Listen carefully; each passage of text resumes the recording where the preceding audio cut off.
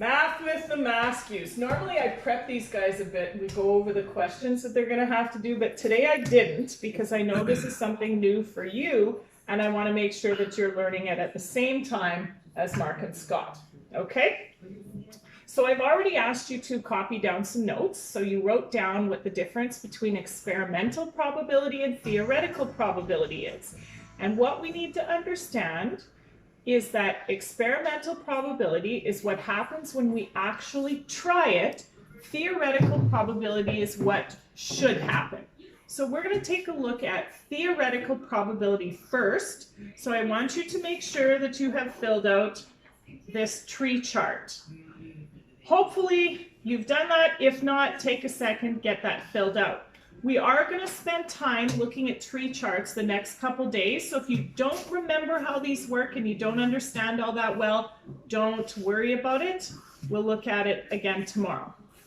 So we are going to be flipping coins today. And we talked about coins yesterday. We said that there was a 1 in 2 chance every time you flip a coin of getting heads and a 1 in 2 chance of flipping tails, right?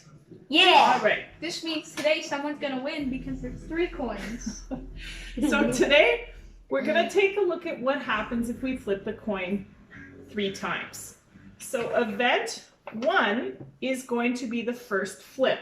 Mark, if I flip the coin 1 time, what could happen?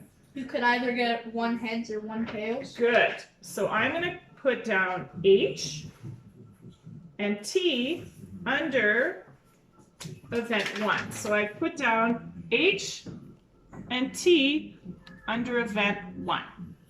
Now, if I flipped heads on the first trial, what could I get on the second trial? Tails or another heads. Or another heads, right? Would I still have a 1 in 2 chance of getting heads again? Yes. Absolutely. I'll have a 1 in 2 chance of getting heads every time. So if I flipped heads in the first one, event number 2 could be heads again, or it could be tails. Scott, now we get to see if you've been listening. If I flip tails on the first one, what could I get on the second one?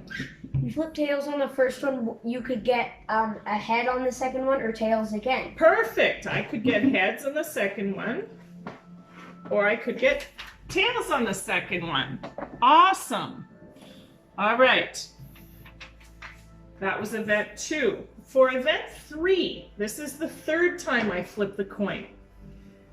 If I flipped heads on the first one, heads on the second one, what could I get on the 3rd one? Another heads. Another heads. That's crazy. What else might I get? Or your first ever tails. Or my first ever tails. In your career. Good. So Scott, if I flipped heads, then tails, what could I get on the next one? You flip heads and tails, then the next time you could either get 2 heads or 2 tails or the same. Huh? No. Okay. If I flip heads on the first one, Yeah. tails on the second one, Yeah. what could I get on the 3rd? Heads and heads. 2 heads. And If I'm only flipping it once, I can only Heads get 1 or head. tails. So I could get heads, or I could get tails on the 3rd one, I right? think we know who wasn't It's all right. listening. You're only in grade 3. yeah. If I got tails on the first one, heads on the second, Mark, what could I get on the 3rd? Tails or another head. Tails or heads? Oh goodness, Scott, it's your turn. I'm coming back to you. Oh no. We're back. If I got tails on the first, tails on the second, what could happen on the 3rd? You got tails on the first and tails on the second. You could get heads on the 3rd or tails on the 3rd. Right on. I could get either heads or tails. So let's just have a look here. Make sure that yours looks just like this. Okay, so the next thing we're going to do is fill in what's called the sample space. Yes? Just to clarify, I've yawned so many times in this video, it might seem funny. Great. So we're going to fill in what's called the sample space, and that's simply just explaining what happened. So if I look here, we'll show this one on the video. So I got heads, heads, and heads. So my sample space there is H, H, H. Hope you're listening because I might ask you one soon. Here we have heads on the first, heads on the second, tails on the third.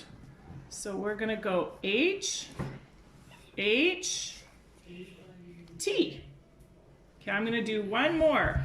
Mark's going to help us out on this one. Okay. What would we have here? Okay. You would have HTH. Perfect. HTH. All right. So we are going to stop the video and you are going to complete the rest on your own and then come back and we'll look at the questions at the bottom.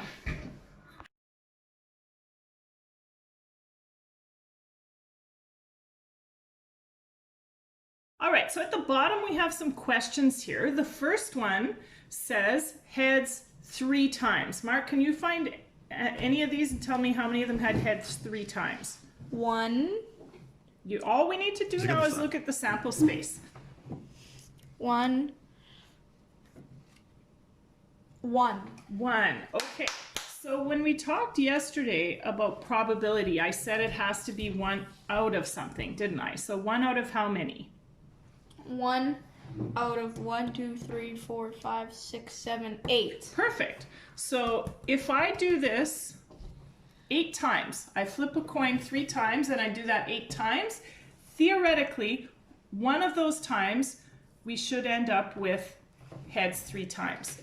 How many of them, Mark, have tails 3 times? 1 out of 8. 1 out of 8. Good. I think. You are right. Yes. Okay. Now we have to see how many of them have heads 1 time. Let's see. I see this one has heads 1 time. And this one. Do you see any others? And this one. Okay. So we have 3 out of 8 would have heads 1 time. Well, how many of them have heads 2 times? Can you find 1, those? 2, 3. So we've got 3 out of 8 have heads 2 times, and that takes up all our possibilities, and it adds up to 8. Mm-hmm. Excellent. Now, what is experimental probability? Well, experimental probability is the result of what we get if we actually try the experiment. So what I've done for these guys is made them sheets here where it says heads and tails. So we are going to flip our coins 10 times. Can you count to 10? You got it? Yeah. 10 times. And we're going to keep tallies. Okay, so we're going to keep a tally of how many times it's heads and how many times it's tails. So, Scott, flip your coin. Heads. Okay, so Scott flipped Tails. tails. Flip again. You don't need to do it like that, Scott. And tails again. All right, so you are going to flip 10 times. You're going to do this at home too. And then check back. We'll see what our results look like.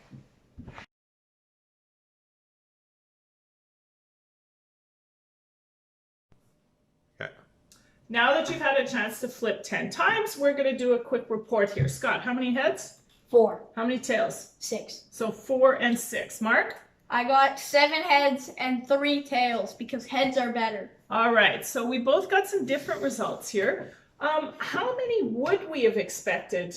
5 and 5. We would have expected 5 and 5. Neither of you had 5 and 5, and in fact, yours is pretty far from 5 and 5.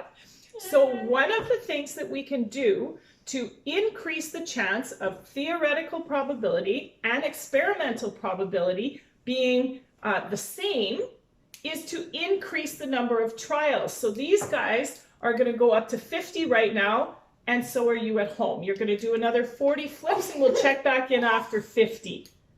Go for it. Scott, how many heads, how many tails? I miraculously got 25 tails and 25 heads. All right, so you were exactly 25 of each, right on. Can How I about just- you? I got 30, 20. 30-20. So you're not quite at 50%, but it's interesting that originally you were at 7 heads and 3 tails, which was 70% heads. Now you're at 30 and 20, so you're only actually at 60% heads. So you got closer to where the theoretical probability is as we went. You know what? I bet you'd get even closer yet if we went all the way to 100, right? I hope.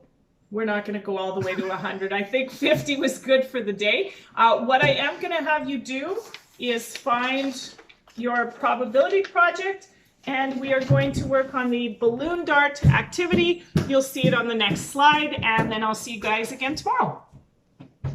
Say bye. Bye. Bye.